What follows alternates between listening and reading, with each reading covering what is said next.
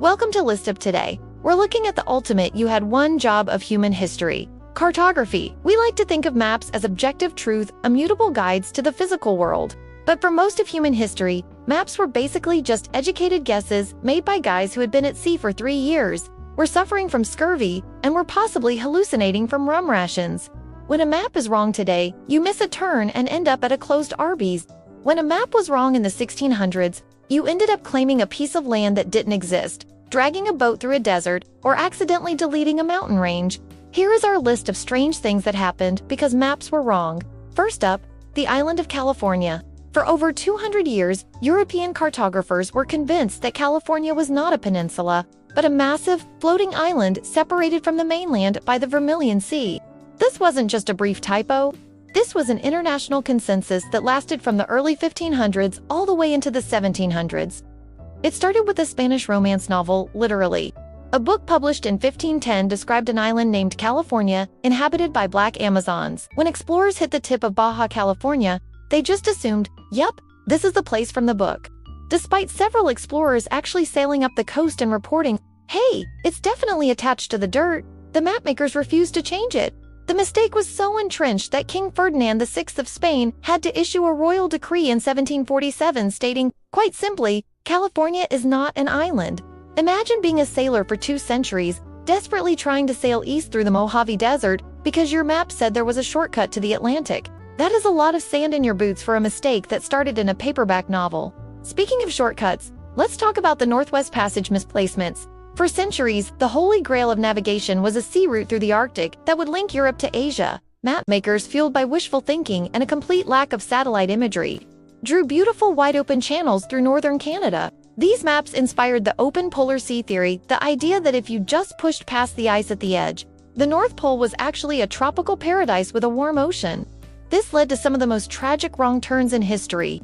Explorers like Sir John Franklin set off with ships reinforced with iron, stocked with fine china and library books, expecting a scenic cruise. Instead, they found a frozen labyrinth that didn't match their charts. Because the map suggested the water should be there, men spent decades dying of lead poisoning and cannibalism in places where the map promised a clear blue highway. It turns out, map logic is no match for Arctic ice logic. Next on our list, the map-induced hallucination of El Dorado. We've all heard of the City of Gold, but did you know it actually had a permanent residence on maps for nearly 3 centuries? Cartographers placed Lake Parima in the middle of the Guyana Highlands in South America.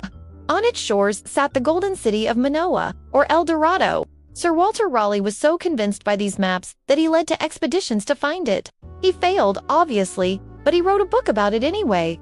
Mapmakers saw the book and thought, well, if it's in a book, it must be true, and they kept the lake on the maps. It wasn't until the early 19th century that Alexander von Humboldt went down there and did something revolutionary. He confirmed there was no lake, no city, and definitely no gold. Mapmakers had essentially spent 250 years peer pressuring each other into believing in a golden mirage. Then there's Australia's inland sea. In the early 19th century, explorers in Australia noticed that many of the continent's rivers flowed inland, away from the coast. Naturally, they assumed these rivers must empty into a massive, Mediterranean-style sea in the center of the country. This inland sea appeared on numerous speculative maps, and it changed the course of Australian exploration. Captain Charles Sturt was so confident in these maps that in 1844, he led an expedition into the dead heart of the Australian outback, and he brought a whaleboat. He literally hauled a massive wooden boat over sand dunes in 110-degree heat, waiting for the moment he'd hit the shoreline of a great blue ocean. Instead, he found the stony desert.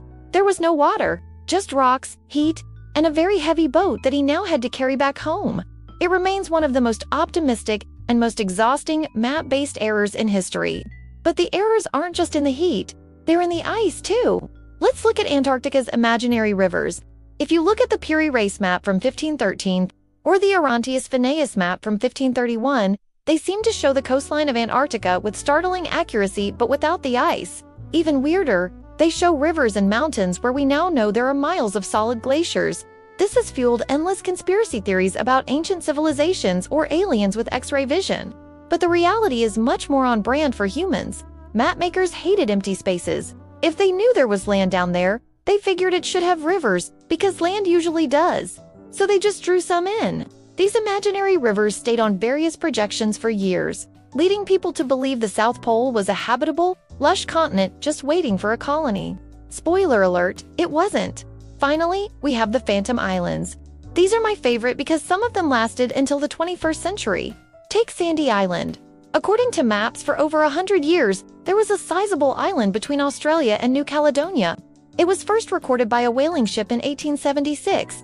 It appeared on sea charts, world maps, and eventually, it even showed up on Google Maps and Google Earth. In 2012, a group of Australian scientists sailed to the coordinates to survey the land. They got there, looked at their GPS, looked at the horizon, and realized they were floating in 2,000-foot deep water. There was no island. It had never existed. It was likely a pumice raft from a volcano that a sailor once mistook for land. And because nobody ever bothered to double-check, it stayed on the world's most advanced digital maps for a decade. Then there's Hy-Brasil, an island west of Ireland that appeared on maps from 1325 to the mid-1800s. It was said to be perpetually shrouded in mist, except for one day every 7 years. Explorers actually set sail specifically to find it. Some even claim they landed there and met a wise old man who gave them gold.